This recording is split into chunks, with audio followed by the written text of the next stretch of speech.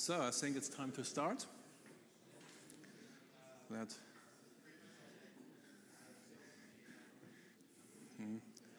Like in Wimbledon, quiet, please. Okay.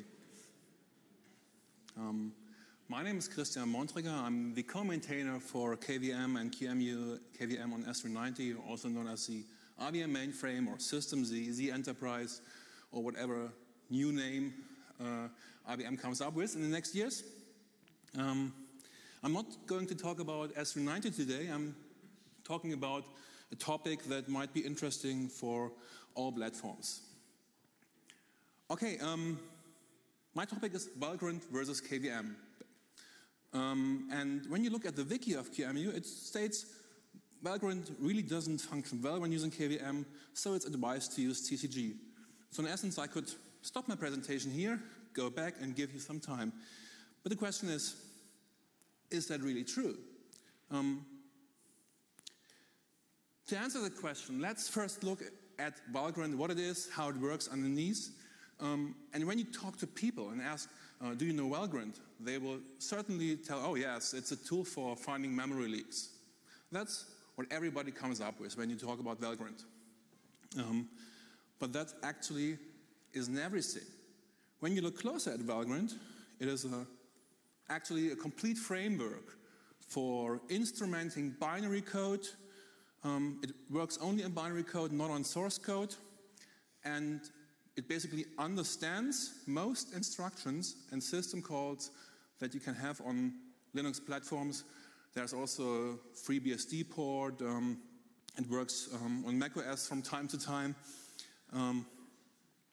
And in essence, it's used as a debugging tool, but the structure underneath is much more complicated. It has a lot of similarities, actually, with TCG-like system. So when you look at Valgrind, you have a Linux system, and with a kernel and a system call interface. When you start Valgrind, it starts as a normal process. It has some kind of components. The main component is called core grind. It contains all the plumbing and so. And what Valgrind actually does is it loads the binary that you give to Valgrind itself. So Valgrind contains an ELF loader. So it does not use bin format ELF from the kernel. It uses the binary itself into memory. That binary has then dependencies like libraries. So linker, LDSO, and so on will load libraries. And the first thing that Valgrind does is actually replace some of the libraries with own build libraries. The most common use case that you might know finding memory leaks is Valgrind replaces malloc and free. And after that, it actually starts executing that code, but it doesn't execute the code natively. It contains a translator. It translates the native instruction set into an intermediate representation. Then a tool adds instrumentation.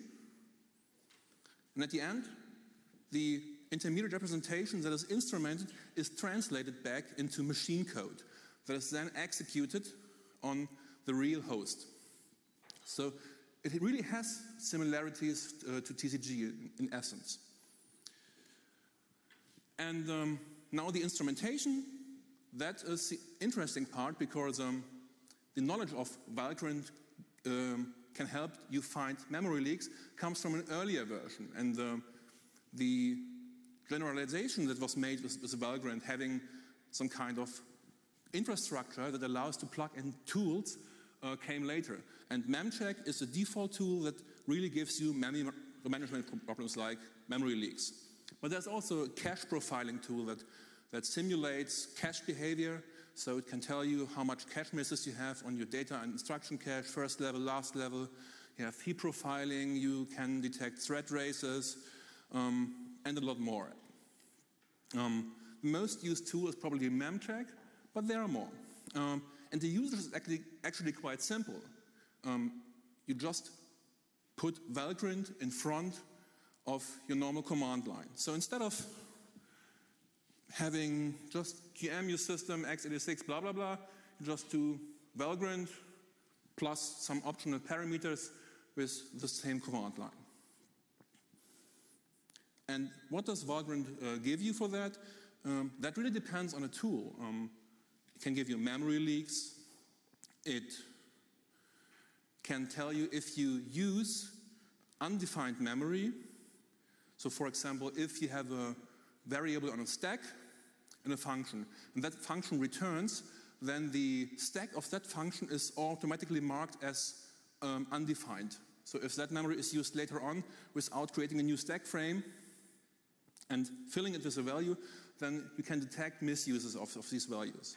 It detects heap buffer overflows. It detects undefined parameters to system calls. And it also detects misuses of library calls. For example, when you do memcopy with overlapping areas, that is actually undefined. You should use memmove in that case. And Valgrind will notify about these kind of problems. It also detects threading errors. For example, if you do a pthread mutex operation on a pthread barrier, and these kind of things. Or if you access a variable from different threads without holding a lock. There's actually a lot more that you can do with Valgrind. I would just refer to the manual of Valgrind to get into the details if you need more, or ask me afterwards. So the question is, how does this relate to QEMU, and what are the problems? Okay, let's look first at memcheck, which is a default tool, and as I said, it detects memory management problems. Oh, sorry, it was wrong button. Right. And as I said, it detects things like misuse of library calls, leaks, and one important aspect is definedness checking. And to do that, Valgrind does not only have to understand all the instructions, it also has to understand all the side effects of system calls. So in Valgrind, there's basically, for each and every supported platform, there's a long list of system call handlers. I just took a snapshot from the x86 port with 3 examples. 3 different kind of classes. For example, the RTSIG return is platform specific. That means it differs from x86 to Power to S390. IO control is Linux specific, so that means this handler is basically different between macOS and Linux. And there are some generic system call handlers like pread, which are available on most platforms, and the annotations in Valgrind can be the same. And there are pre and post handlers like with X and Y, doesn't matter, just to give you some background here. And all these pre and post handlers for all system calls contain annotations about the side effect of these system calls. And talking about IO control, that actually brings me to the next problem. Because IO controls have quite often a very strange notion of side effects and undefined behavior. So Valgrind has a long list of special handlers for IO controls. And it also has a default handler that considers these IO-RV macros. And that is usually fine, but there are some cases where it's not. For example, look at the definition of the IO control for getPit and setPit. Anybody has a guess what's wrong here? Yeah. There are actually 2 problems. I mean, get is actually logically a read, so it should be IOR. The interesting thing is what the kernel does is even more strange. It reads the full structure from user space, overwrites the full structure, and writes it back. Don't ask me why. So this is strange in several ways. And setPit would actually be a write. So the annotation for this IO control is wrong in Valgrind, so you have to manually override it. And you can't even fix that because IOWR, IOR are actually encoding a number, a value of the IO control. So this is ADI. And needs to be fixed or workaround in Valgrind. In that case, we have KVM get set pit2, which does these things right. So we don't have to do anything in Valgrind for modern systems that support that. But there's a different class of IO controls that also give trouble in Valgrind. And these IO controls look actually quite simple. Get API version, whatever, create VM. The problem is here that these IO controls don't have an annotation like W or R. So Valgrind doesn't know if this is a very old IO control just without an annotation, or if that IO control really doesn't have a side effect. So we need special cases for all these kind of IO controls. And there's a second separation. Some of these IO controls actually check the argument value, if it's 0 or not, or some specific value, and some of these don't check the value. So it doesn't matter if the argument, the parameter to this IO control is undefined. So this needs some kind of fixes in Valgrind. Looking further, there are problems in KVM as well that also make trouble with Valgrind. We have a reserve field, and that actually causes Valgrind to complain in QEMU with the current version. This IO control passes a structure. Valgrind uses the default annotation for the IO control, which contains the set pit2. So Valgrind knows that this IO control is supposed to write a structure of the size of KVM pit state 2. But QEMU doesn't fill in the reserve field, so Valgrind complains. There are actually two ways of fixing that. We could have a special case handler inside Valgrind, or a simpler fix is probably just to do yes? So actually I think in this case we should have an enter Valgrind, because in this case it's like 36 bytes. But in some cases it may be even 4K or be located on the screen. Yeah. So the flags are supposed to say whether there's a... Right. So, yeah, both is possible, and I actually started fixing bugs here and there, and I'm going to send some patches later on so we can see what needs to be fixed in Valgrind and what needs to be fixed in KVM, QEMU. The workaround is perfect. Yes, as a workaround is perfect because it actually helps you to see the relevant information. And that actually brings me to what has happened in QEMU regarding Valgrind. And it appears that I'm not alone, and several people before me actually did something to make QEMU work better with Valgrind. Just when you grab for Valgrind, I also added some patches that had Valgrind in uppercase. I found 4 enablement patches, 7 patches that reduces noise, like the fix that I just showed on the previous slide, and 20 real bug fixes that contained memory leaks or undefined behavior, something like that. So with actually a little bit of preparation, Valgrind gave us here some good debugging hint. And when you look at the code, I just grabbed the code for Valgrind as a second view on what is actually changed inside the code. I did that about a month ago. We had something in the configure script that checks if header file is available, because I will come later to that. Valgrind supports annotations.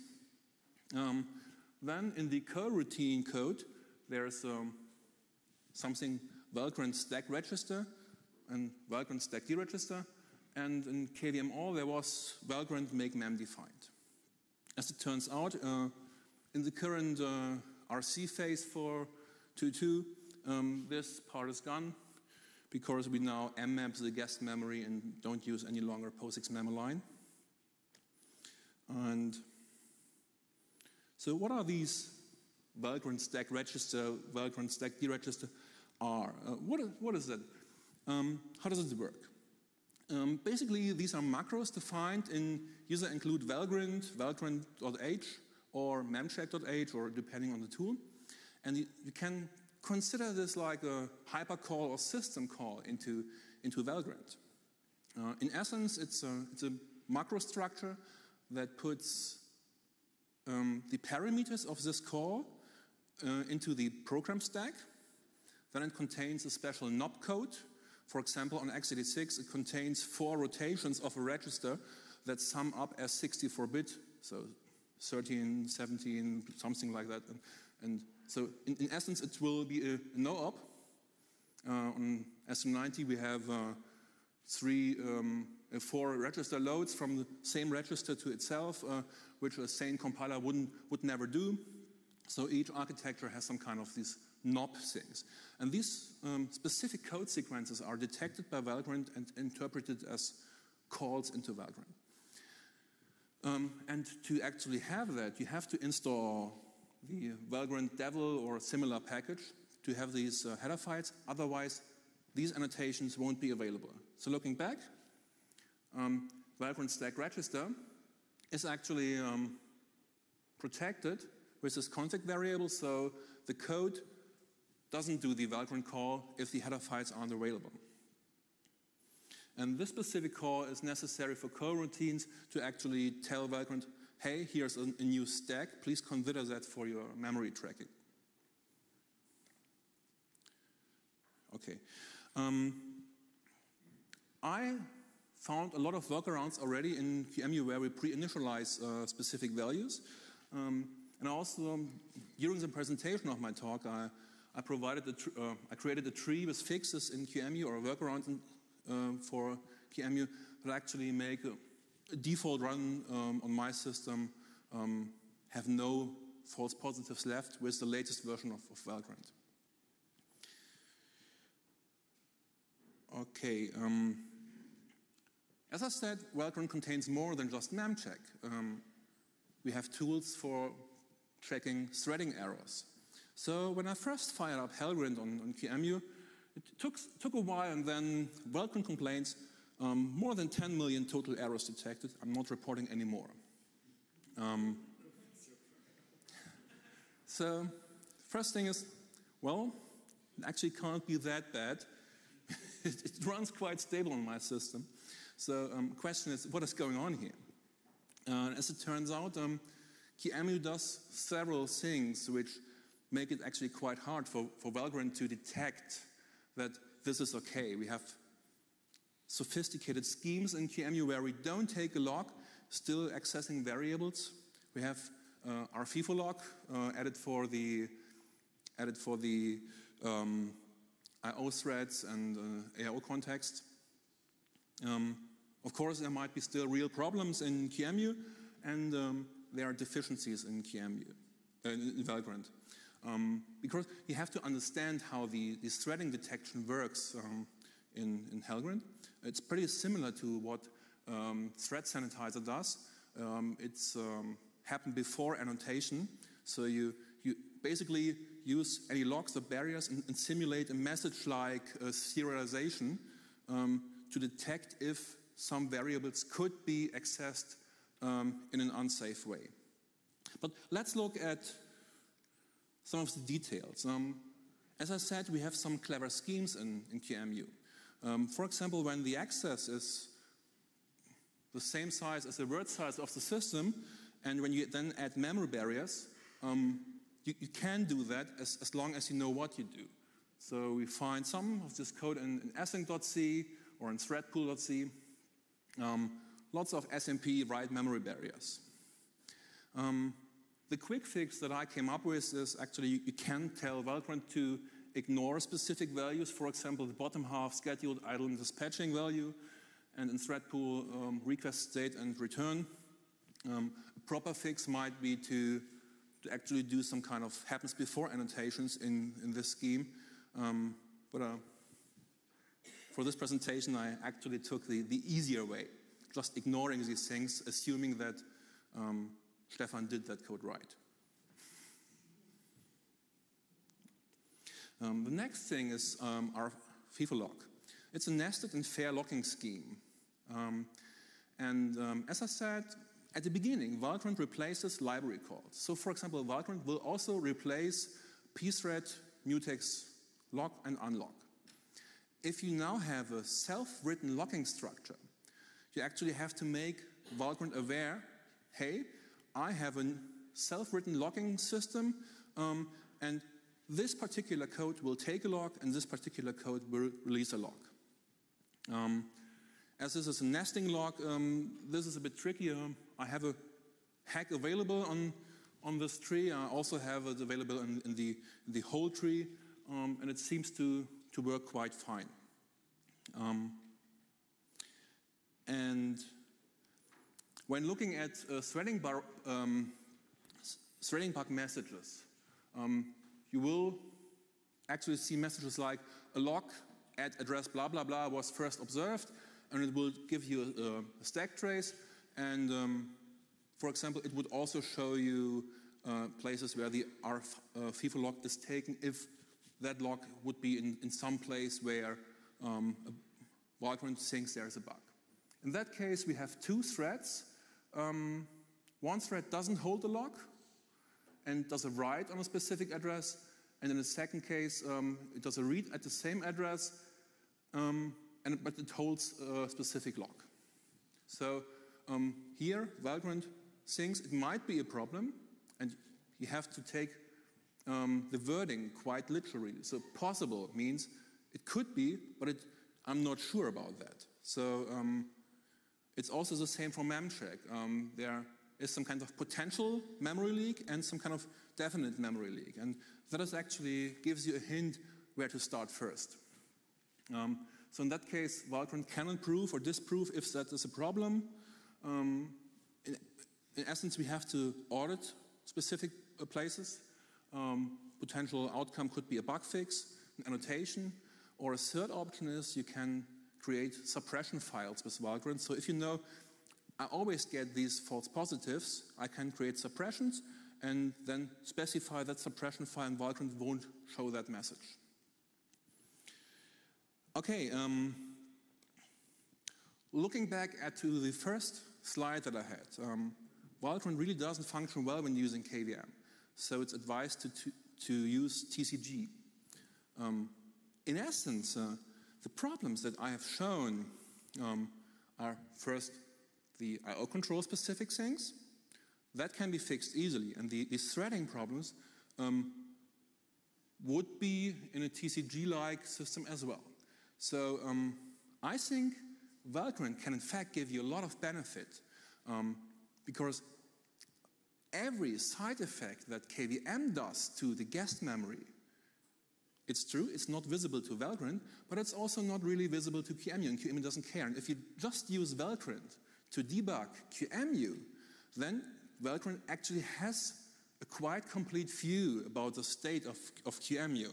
It tracks all the mallocs and frees, it tracks the memory operations, undefined memory, it tracks the system calls, and with a little bit of work, either in Valgrind or in QEMU, we can actually make the amount of false positives quite low and make Valgrind a useful tool for developers.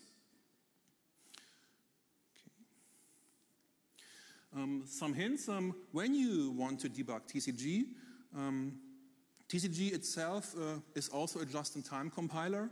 Valgrind is basically a just-in-time compiler, and jitting a JIT is not so good, and sometimes you have to tell Valgrind that is self-modifying code. There's an option minus SMC check, self-modifying code. The wiki, I think, claims to use all, but you can also use all non-file because the QEMU binary won't change, and that might speed up things a bit. With enable debug in the configure option of QEMU, you get basically unstripped binaries. That helps for the stack traces. And what is also interesting, compiler optimizations can prevent or make some warnings appear depending on how much the compiler compiles away specific things. Undefined behavior is something that the compiler can just get rid of sometimes, and sometimes it does, sometimes it does not, and that might affect some of these warnings. If you use kill all to kill all your QEMU systems, that won't work, because Valgrind uses PRCTL to change the name, but there are actually two process names, and kill all uses the other one. What is interesting is the performance is a lot slower than native, but I found out that using virtual block helps a lot instead of serial ATA, and having a serial console also speeds up things, especially if you don't want to debug VGA code or something like that. Of course, just focus on these parts of codes that you're interested in. So just disable everything else might give you a faster experience. When you see this warning during startup, warning client switching stacks, that is actually an indication that you don't have the Valgrind Devil package installed, because the annotations that I showed you before in the coroutine is actually making this error message go away. And what is also nice is that Valgrind has a built-in GDB server. So you can tell with the VGDB error, you can specify, please stop at error number 10 or so, and then you can connect with GDB and actually look what's going on. If you don't fully understand the message, you can then use GDB to attach to QEMU. I already said Valgrind allows to provide suppressions. There's one thing to consider. Valgrind is currently single-threaded, similar to TCG, but it actually creates a real thread for every client thread. So if QEMU, let's say, has a thread pool of 20 threads, and Valgrind will create 20 threads, but they are all blocked internally to run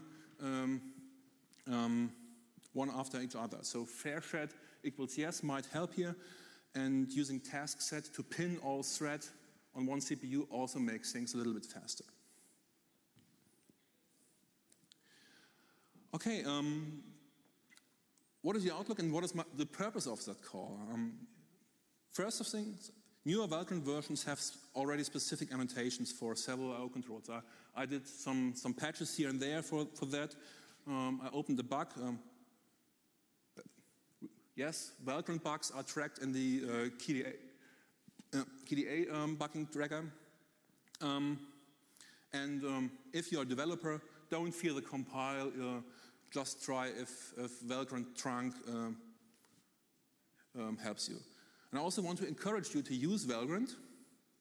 And whenever you create new I/O controls, please consider how Valgrind works, and if you could make your I/O control in a way that can be easily adopted in a Valgrind handler, or easily provided some kind of initialization code inside QEMU that Valgrind won't complain about that. And there are not that many annotations, but if you find a Valgrind annotation in code that you change, then please try to think what is going on here, and you might even want to rerun with Valgrind and fix the annotations. Okay, finished my talk just in time. Are there any questions? Yes? How do you think it's useful to enable Valgrind compilation for downstream distributions? You mean the... To ship binaries compiled with Valgrind. Right. Is there some overhead in there? Well, the question is if these annotations should be enabled for downstream distributions like Debian or Red Hat. It really depends on where do you see the people that want to make use of that feature. Will a common Debian user run Valgrind on pre-shipped binaries? Probably not. So I would say it is probably fine to not have these annotations in pre-shipped binaries, but I would certainly suggest to have that on a developer system. So I think as long as you don't compile and fix Valgrind, you probably don't need to do that. We had several cases where users suspected memory leaks, but it's okay. difficult to debug. I understand it may be easier to recompile. Okay. I mean, in that case, I learned today that the coroutines are created in the pool, so that shouldn't be an operation in the fast pass. So it might be even useful to do that then, if you really have real user complaints about that. But I must admit, it was long ago, so recently there was no such issue, so maybe it's okay now. Okay. Any other question? Yeah. Great work, thank you. As usual, your water needs to do more work. Yes. Do you intend to update the wiki? I will update the wiki as soon as I get an account for the wiki. I'm in the lucky position to have check-in rights to the Valgrind repository, so I will see where to do that, and then also send fixes to QEMU and Valgrind. So I know that there will be additional work for that, but I think it's worth the effort. What issues did you find so far? Actual problems, bugs? In the S390 code that we shipped, I found actually 4 small memory leaks. I have a current memory leak in ACPI, where there's a comment that claims, oh, we are clever, we don't leak memory here, but in essence, Valgrind is right, as far as I can tell. So I will probably send a fix soon. I just have to verify that. In our code, already five small things. I mean, 8 bytes for each call wasn't that much, but it actually sums up, and it's a sign that something is wrong in general. So it's when you find a problem in a specific code, it's worth looking deeper into that code anyway. That's my experience. Any other question? No, so yeah. Oh yeah. Sorry, I'm just blinded by the light. How safe is the suppressing the red warnings? So you give warnings right now may not actually be racist, but in the future you really right. As I said, this is a quick hack, and the proper solution is to actually model the thing with annotate before, annotate after annotations that actually tell that there's a given kind of order. But that requires deep understanding of code, and I'm currently looking into some block layer things which are obviously false positives, but it's actually not that easy to put the right annotation at the right place, because you have to understand that code. So this was a quick fix for specific things, and maybe I will come back to the owner of that code and see if we can make it better.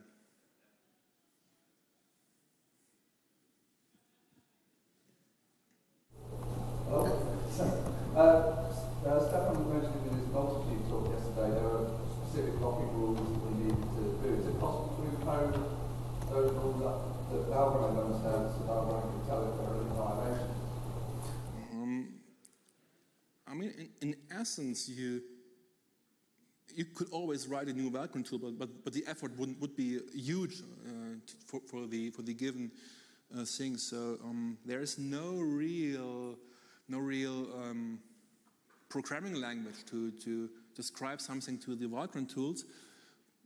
It might be possible to actually use the annotations to force an error if something is, but maybe we could do some kind of clever tricks, making some memory undefined as long as that doesn't happen or something like that. That could be some kind of hackish way of doing that. Because Valgrind will complain as soon as you access an undefined memory in a code flow or data flow dependent way. It does not complain, by the way, when you have an undefined value and just copy that around. It only complains if you really use that undefined value for a system call, a jump, or something like that. So there's clever engineering required to actually force Valgrind to follow that rules.